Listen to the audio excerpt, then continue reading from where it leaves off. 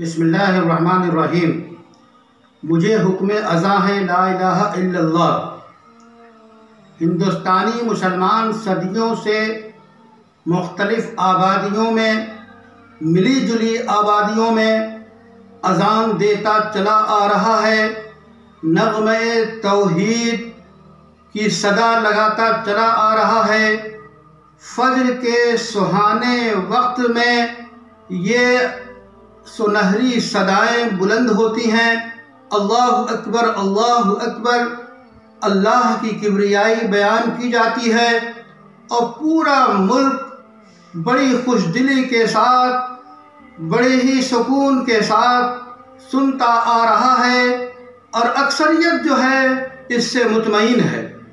ایسے میں الہ آباد یونیورسٹی کی وی سی سنگیتا صاحبہ ڈی ایم کو خط لکھتی ہیں کہ میری نیند فجر کی اذان کی آواز سے خراب ہوتی ہے، اس لیے اس پہ پابندی لگائی جائے۔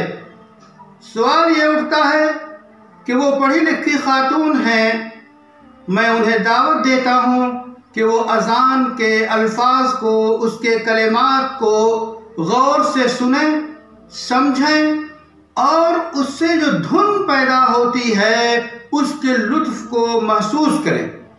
دوسری بات یہ ہے کہ انسان کی فطرت کا تقاضا یہ ہے کہ وہ صبح سویرے پاؤں پھوٹتے ہی جاگ جائے اور اپنے رب کو یاد کرنے لگے، پالنہار کو یاد کرنے لگے، جس نے اسے پیدا کیا ہے اس کا ذکر کرے۔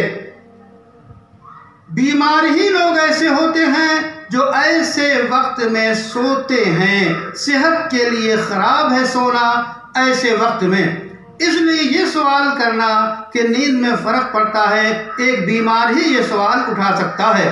میں ان سے پھر یہ کہوں گا کہ وہ اذان کے الفاظ کو سنیں اور غور کریں، اور میڈیکل اور فطرت کے تقاضوں کی پابند رہیں، اور اس گنگا جمنی تہذیب میں، خاص طور پہ الہ آباد میں گنگا اور جمنا کا سنگم ہے۔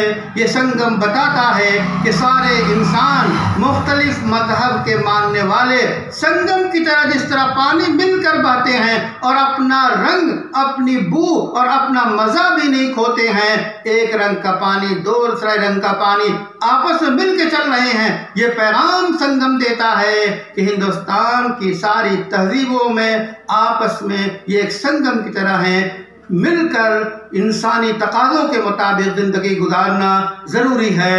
مجھے حکم ادا ہے لا الہ الا اللہ۔